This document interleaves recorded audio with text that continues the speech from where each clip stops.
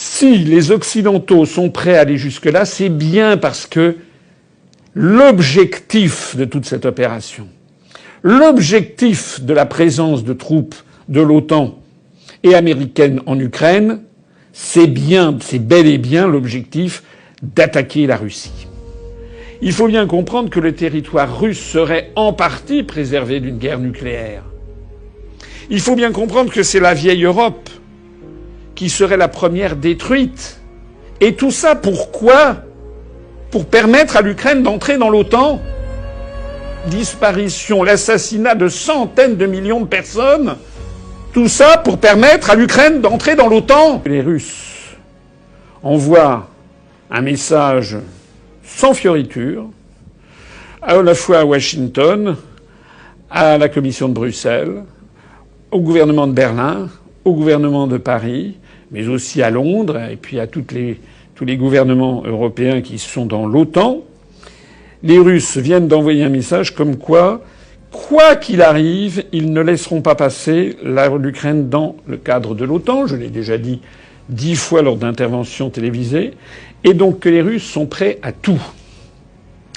Alors, je voudrais maintenant m'adresser ici avec une certaine colère rentrée contre les dirigeants politiques français et contre les médias.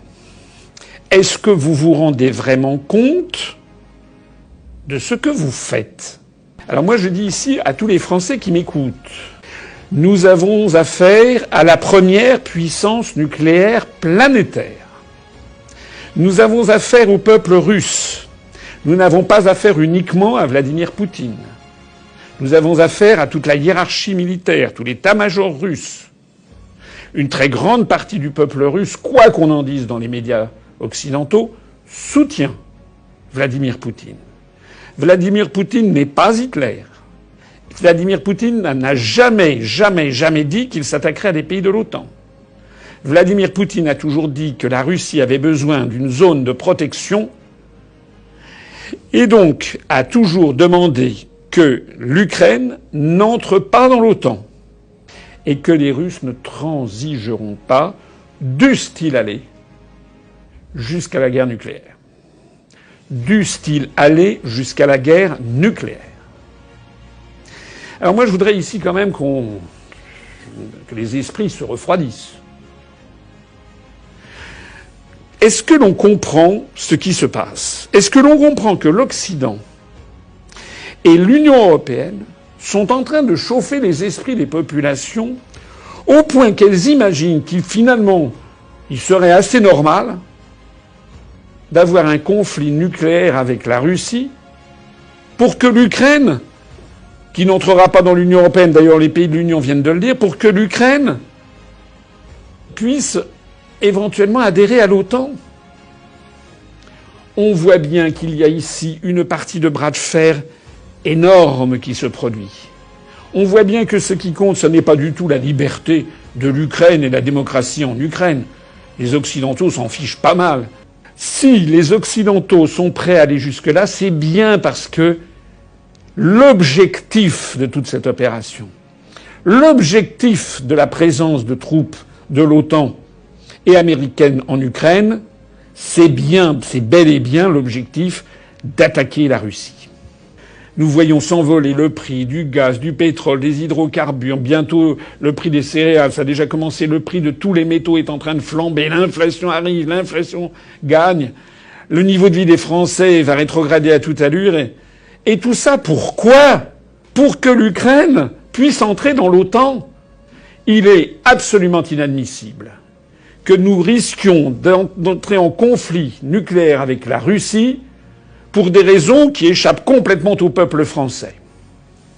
Est-ce qu'on se rend compte de ce que ce serait une guerre nucléaire ? Est-ce que les Français s'en rendent bien compte, notamment les jeunes générations ? Est-ce qu'ils se rendent compte de l'horreur qu'a représenté le bombardement à Hiroshima ou à Nagasaki ? Ils y sont déjà allés pour voir ce qui s'est passé. 70 000 personnes mortes en une seconde à Hiroshima. Et 190 000 avec le temps. Et à Nagasaki à peu près pareil. Et c'était des petites bombes. Par rapport aux puissantes bombes thermonucléaires. J'ai lu que, alors là on est dans le domaine des hypothèses, mais que si les États-Unis et la Russie se livraient à une guerre nucléaire, il y aurait probablement instantanément 25% de la population planétaire qui périrait immédiatement.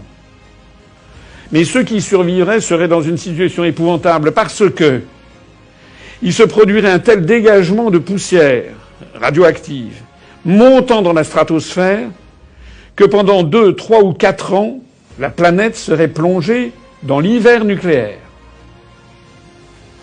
Certains informaticiens ou ingénieurs aux États-Unis ont calculé par exemple que l'Iowa, l'État de l'Iowa aux États-Unis, pourrait rester 3 ans avec des températures inférieures à 0 degré. Plus de printemps, plus d'été, plus d'automne. Cet hiver nucléaire, pendant 2 ou 3 ans, essentiellement visible dans l'hémisphère nord, aurait pour effet de faire chuter la température de façon colossale, mais également de bloquer les rayonnements solaires et de faire détruire à peu près toutes les récoltes. On estime, j'ai vu ça, que 97 à 99% de la nourriture disparaîtrait en France, au Royaume-Uni. C'est-à-dire que nous aurions, parmi les 3/4 de personnes peut-être qui auraient survécu au premier choc nucléaire, on aurait peut-être encore la moitié de la population qui mourrait dans d'atroces souffrances, non seulement du fait des radiations qui ne les auraient pas tués sur le moment, mais aussi du fait d'une famine nucléaire. Essayez de comprendre aussi que la France est un pays de taille relativement modeste par rapport à d'autres, et notamment par rapport aux États-Unis, et encore bien davantage par rapport à la Russie. La Russie étant une vingtaine de fois plus grande, ou 25 fois, je ne sais plus grande que la France, il faut bien comprendre que le territoire russe serait en partie préservé d'une guerre nucléaire. Il faut bien comprendre que c'est la vieille Europe qui serait la première détruite. Et tout ça pourquoi ? Pour permettre à l'Ukraine d'entrer dans l'OTAN.